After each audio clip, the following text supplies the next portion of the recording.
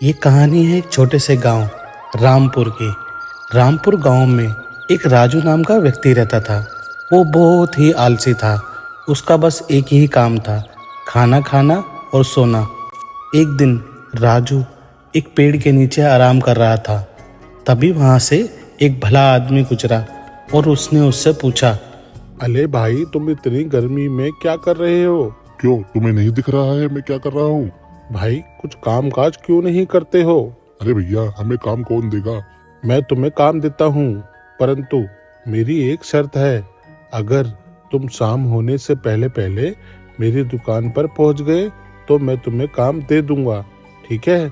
मैं तुम्हारा इंतजार करूंगा। अब मैं चलता हूँ। उस आदमी की बात सुनकर राजू बहुत खुश हुआ और तुरंत अपनी पत्नी के पास गया और अपनी पत्नी को सारी बात बता दी। सुनो, मुझे जल्दी खाना दो, मुझे उस भले मानस के पास जाना है। उसके कुछ समय बाद राजू उठा और उस भले आदमी के पास जाने लगा। रास्ते में उसे कुछ दोस्त मिले। बात करते करते समय बहुत बीत गया था। राजू को याद आया कि मुझे उस भले आदमी के पास भी जाना है। कुछ समय बाद उस दुकान की ओर चलने लगा। चलते चलते बहुत समय बीत चुका था। कुछ समय बाद राजू उस भले आदमी की दुकान पर पहुंचा और देखा कि उसकी दुकान पर ताला लगा हुआ है और शाम भी हो चुकी थी। तो दोस्तों, आप इस कहानी से क्या समझे? हमें समय की कदर करनी चाहिए। समय बहुमूल्य है। जो लोग ये बात समझते हैं वे कभी भी असफल नहीं होते। अगर व्यक्ति समय की कदर नहीं कर सकता तो वह दूसरों के समय की कभी कदर नहीं कर सकता। अर्थात आलस छोड़कर अपने काम से जुड़ना चाहिए, तभी इंसान अपने लक्ष्यों को पूरा कर सकता है। दादाजी, दादाजी, मुझे कहानी सुनाओ ना। जो कल आपने सुनाई थी वो वाली कहानी सुनाओ, अच्छी वाली, वो बढ़िया वाली कहानी सुननी है मुझे। अरे भोलू, कौन सी कहानी सुनेगा बेटा? कहानी तो बहुत सारी हैं। अच्छा ठीक है, मैं तुम्हें एक कहानी सुनाता हूँ, एक समोसे वाले की कहानी।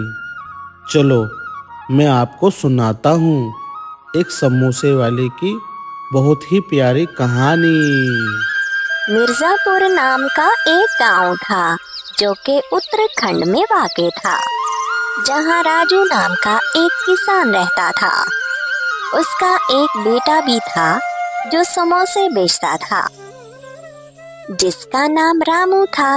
रामू ने डॉक्टर की डिग्री ली हुई थी, मगर काम ना मिलने की वजह से उसे समोसे बेचना पड़ रहे थे। एक दिन राजू अपने बेटे रामू से कहता है, देख बेटा, मैंने अपनी सारी जमीन बेच के तुझको डॉक्टर बनाया और अब तू समोसे बेच रहा है। और बेटा, तू अपने घर के हालात को जानता ही है। हमारे पास तो कभी कभी खाने के भी पैसे नहीं होते। हाँ बाबा, अब इसमें मेरा क्या कसूर है? मैंने तो अपनी तरफ से पूरी तरह मेहनत की थी, मगर अब मैं डॉक्टर बन नहीं पाया और मुझे नौकरी नहीं मिली, तो इसमें मेरा तो कोई कसूर नहीं है। देखना, एक दिन मैं इसी समोसे के बिजनेस से कितना बड़ा कारोबार करूंगा और एक दिन आपको मुझ पर फख्र होगा, क्योंकि कारोबार चाहे छोटा हो या बड़ा, वो हमेशा बड़ा ही होता है। दोनों बाप बेटा आपस में बातें कर ही रहे होते हैं कि उनके गांव का सरपंच अपने बेटे दीपक के साथ राजू के घर की तरफ आ रहा होता है। ए राजू, कितने दिन हो गए हैं, मगर अभी तक तुमने मेरे पैसे मुझे वापस नहीं लौटाए हैं। मैं तुम्हें 2 दिन की मोहलत देता हूँ।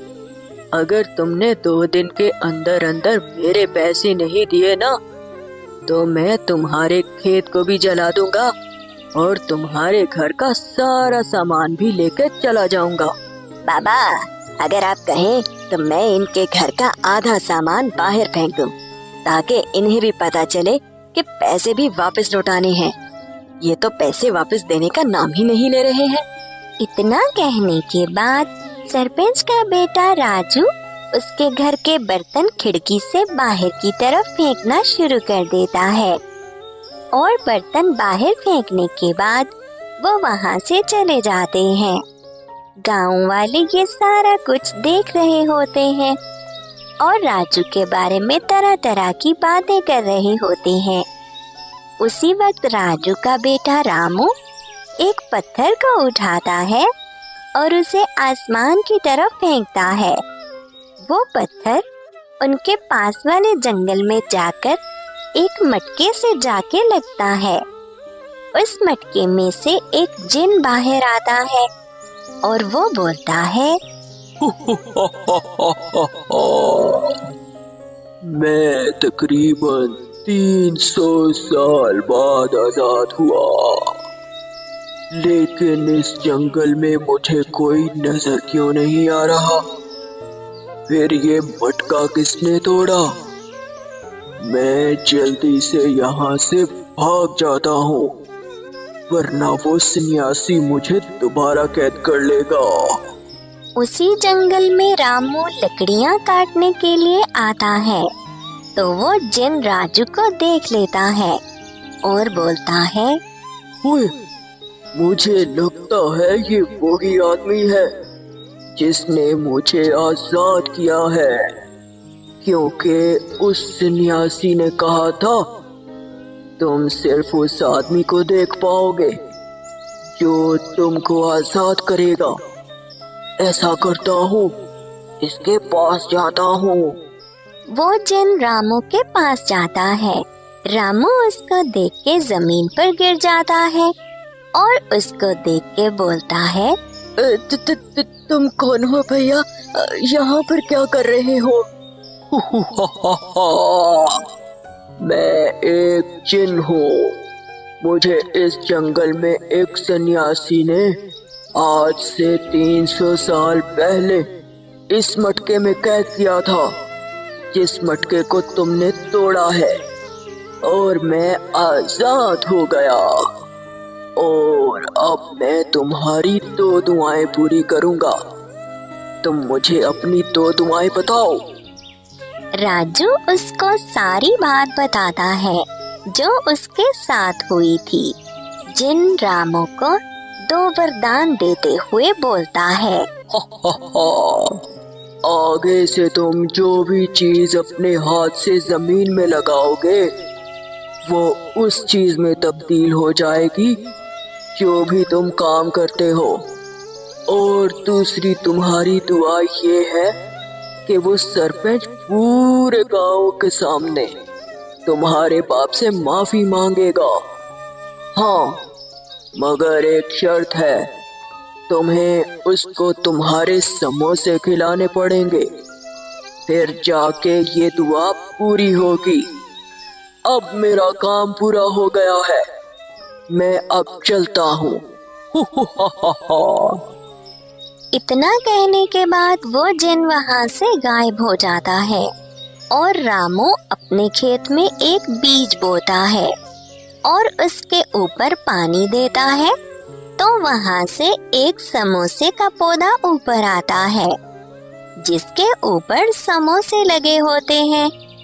अब रामू समोसे की खेती करने लग जाता है। एक दिन राजू सरपंच को एक खत लिखता है जिसमें वो लिखता है कि वो उसको बहुत मारेगा अगर उसने उसके घर के तोड़े हुए बर्तनों के पैसे ना दिए। जब ये खत सरपंच के पास पहुंचता है तो वो उसको पढ़ने के बाद बोलता है, ओए, उस गरीब लड़के की इतनी हिम्मत कि वो मुझे धमकी दे रहा है। अभी उसको जाके बताता हूँ। सरपंच रामू के घर की तरफ आ रहा होता है तो उसको रामू के घर में बनते हुए समोसों की बहुत ज्यादा खुशबू आती है तो वो अंदर जाके बोलता है, बाकी बातें बाद में, अब पहले मुझे एक समोसा दो। जैसे ही सरपंच समोसा खाता है तो वो उसको कुछ समझ में नहीं आता कि वो क्या बोल रहा है और वह बोलता है, रामू और राजू, मुझको माफ कर दो, मेरे से बहुत बड़ी गलती हो गई। मैं पूरे गांव वालों के सामने तुमसे माफी मांगना चाहता हूँ। इस तरह वो खुशी खुशी अपना जीवन गुजारने लगते हैं। मनुष्य बड़ा ही विचित्र प्राणी होता है। जब हाथ खाली होते हैं, आंखों में सपने भरे होते हैं, जब खोने को कुछ नहीं होता तो पाने के लिए प्रयास करता है, निर्भय होकर आगे बढ़ता है और संकटों का, चुनौतियों का सामना करता है। किंतु जब हाथ भर जाते हैं तो अपने सपनों को देखना बंद कर देता है। अर्थात आप हमेशा हौसला और उम्मीद देने की कोशिश करो। ना जाने कब आपकी वजह से किसी की जिंदगी बदल जाए।